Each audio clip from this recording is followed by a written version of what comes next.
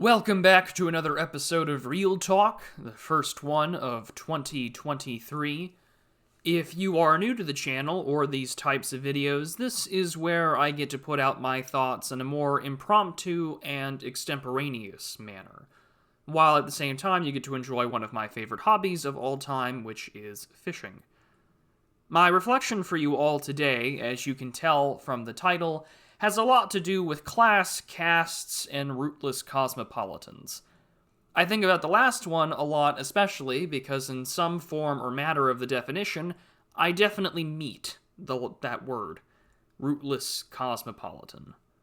Now, of course, I'm not entirely rootless. After all, I am now living in a small rural part of Texas where my family hails from.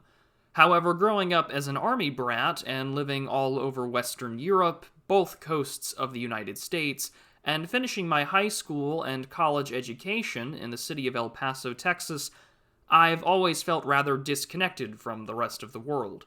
As someone who had grown up with a sense of what the United States is supposed to be, or what it can become, especially under the auspices of the George W. Bush administration and later Barack Obama, it was always weird to have a sense of understanding of what I am, rather than just the propositional concept of, well, I am an American, and later on that would be added on with various racial and other political concerns towards identity.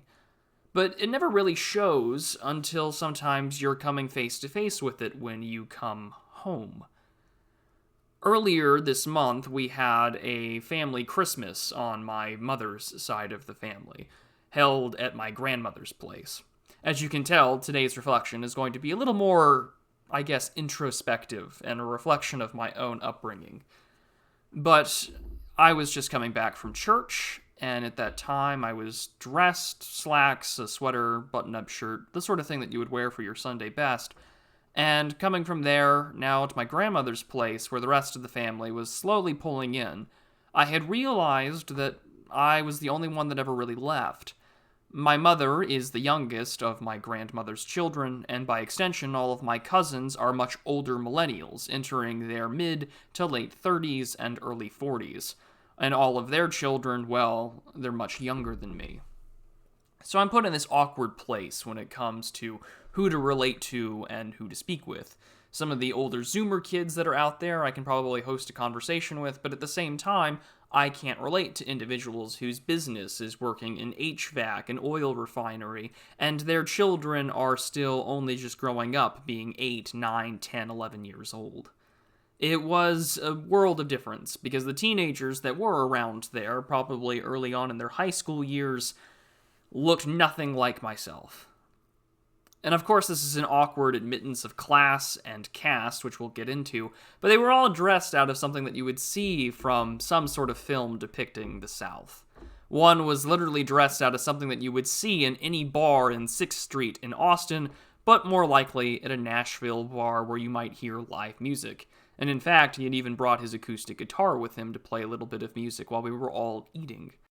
Now, in the midst of the 30-some-odd people that were there, it was still an awkward thing to think about, because as it comes with every family reunion that I have ever attended, especially when my father was still in the army, was time and time again trying to remember names, faces, people, and interpersonal drama by individuals I hadn't seen in years.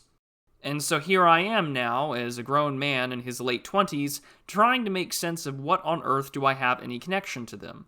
I have a connection with my grandmother, of course, because she would be the one that went out of her way to visit while we lived overseas and in other parts of the country, yet no one else really would.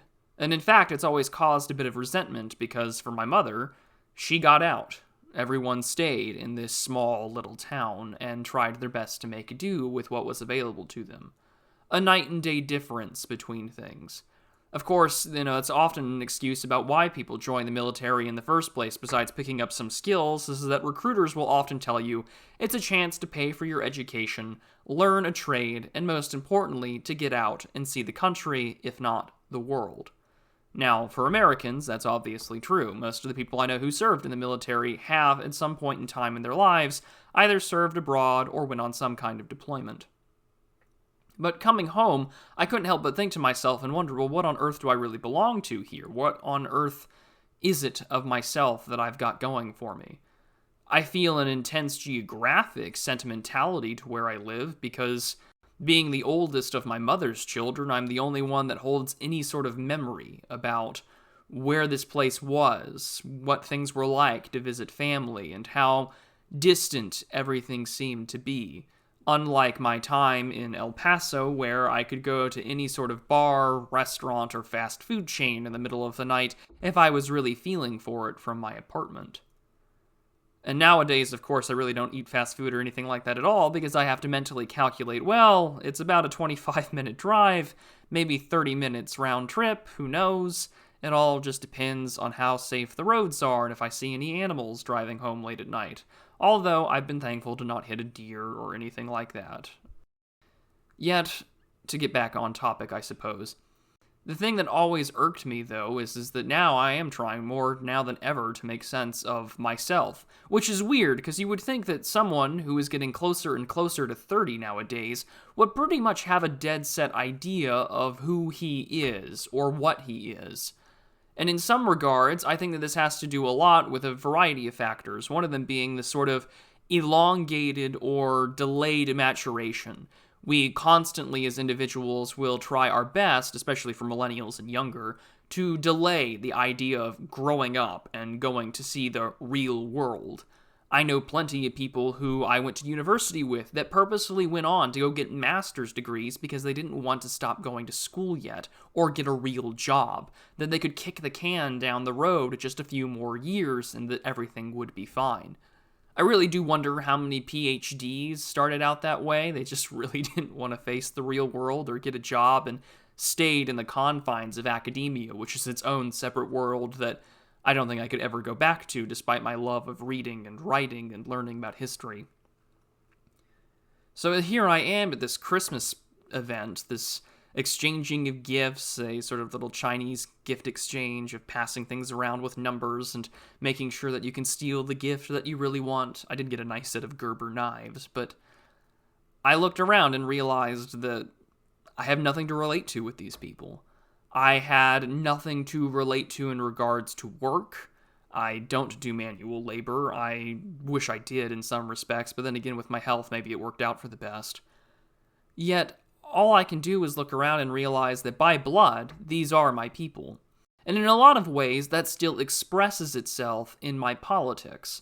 I am still incredibly resentful of those that are coastal, wherein I will drive around out and about here in the countryside, and I will still see Trump flags, thin blue line bumper stickers, and things like that.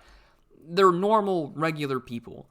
They're not overly online, they're not tuned in or keyed into the right kind of politics or theory or understanding of how the world might actually work, even if it doesn't. All but I can do is express a similar kind of rage.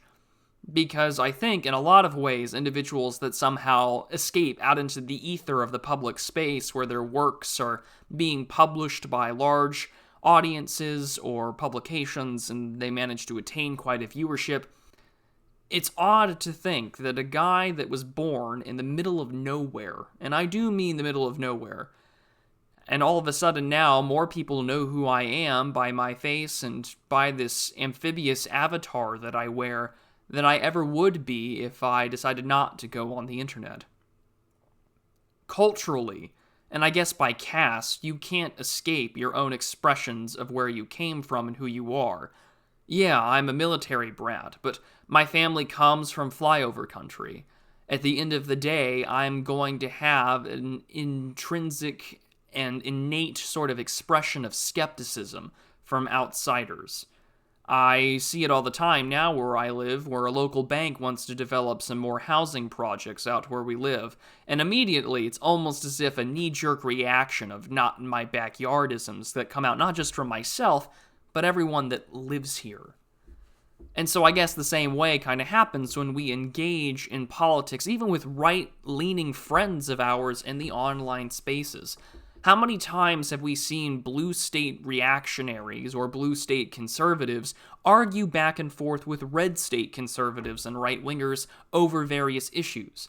We are separated by geography, but at the same time, culture has become flat. The internet makes it accessible to everyone.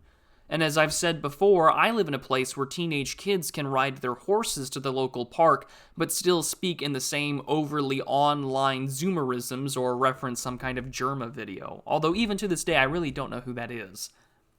Nevertheless, I can't help but think to myself that I am part of this. But at the same time, I feel so many steps removed. Almost as if I am the twice, thrice, 4 or 5 times removed cousin that is somehow still related to the family, yet you don't really know why they stuck around or why they keep coming to these kinds of events. In part, I think it has to do with the fact that even though I'm sort of in this budding lower middle class environment for myself economically and trying to plan out what my future is going to look like, I can't help but relate to these people.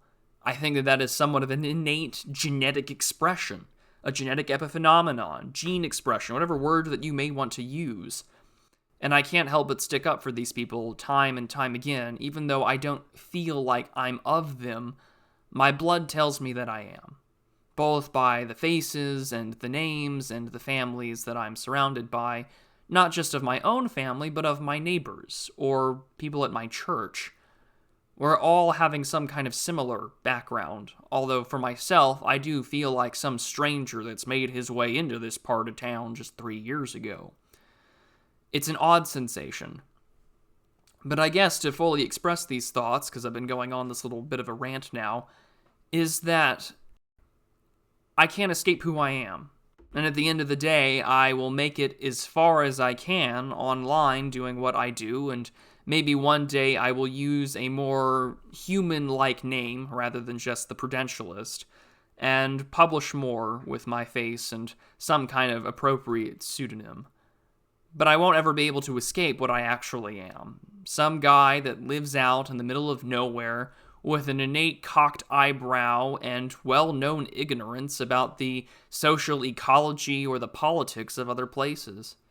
I grew up in Germany for quite a bit of my life. I have a deep appreciation for European history, German culture, and language. Yet at the same time, I know that I am just as much a stranger there as sometimes I feel like a stranger in my own hometown. To even use the word hometown feels odd rolling off my tongue because I don't know what home actually is. Yet I live here, where home is, at least according to where my family grew up, went to school, got married, where I was baptized, all of that. These things range throughout my mind and in my head time and time again because you see it often in other creators as well. They can't escape their people, in the same way that someone who grew up, perhaps, in progressive California can't escape the mind or the logic of someone that they may disagree with vehemently, but can intrinsically understand their language. This kind of introspection, I know, seems unnecessary or obvious, but I felt the need to share it because it doesn't matter what class or caste or where you came from or whether you decided to leave the, small town or suburb that you grew up in to make it in the big city after university or that you managed to escape wherever you came from. You tend to hear this a lot, mainly from liberals, although there is a history to it in the Great Depression where the Dust Bowl did ravage Middle America and we all had to make it big in California or New York City. The Grapes of Wrath is famous for this concept, and I think it still stays to this day. But how many people in California feel this way, I wonder? Every year around Christmas time and Thanksgiving, they will always show traffic footage of all the highways being clogged up bumper to bumper of people trying to make the drive back home to wherever they came from, either in California or other states surrounding it, or sometimes all the way back to the East Coast. I wonder if they feel the same way as I do, that they can make it big working in the movie industry or technology. But do they have the same niggling thought in the back of their brain? Do they have the same kind of class insecurity or consciousness that really at the end of the day that they're just some guy from Gary, Indiana? Or maybe they're like me, looking up and seeing nothing but farmland, trees, ponds, lakes, and oil rigs, knowing that this is the life that so many people have lived before me and will probably live after me. And yet, because of the nature of my birth, the happenstance of my father's job, I will never really fully belong to it. And not to mention the fact that I was so uprooted and deracinated from my own culture and ideas, by the time I did get settled, I'd felt like I had to relearn every single thing that made me, at least according to the words of my enemies, as well as my compatriots. Sometimes you can be unwittingly expressing political opinions, beliefs, or reactions to things that are just expressions of where you came from without even knowing what they really are. Some people will write off what they are as quirks, or insecurities, or neuroses, or just general axioms that they abide by without knowing that maybe that did come from family. Maybe that did come from generations prior having similar thoughts in terms of survival. Nevertheless, I'm here now, and I've got to make sense of who I am, continue on this political, academic, spiritual journey that I'm on, and I hope that you stick along for the ride. I know this was a little more vloggy, or more about me ranting into the microphone here, but I'm sure that a lot of you have a similar feeling. So I hope that you let me know what your thoughts are in the comments and in the tweet replies when I post this eventually, and I'll see you all in the next video. Take care, Godspeed, and be prudent, everyone.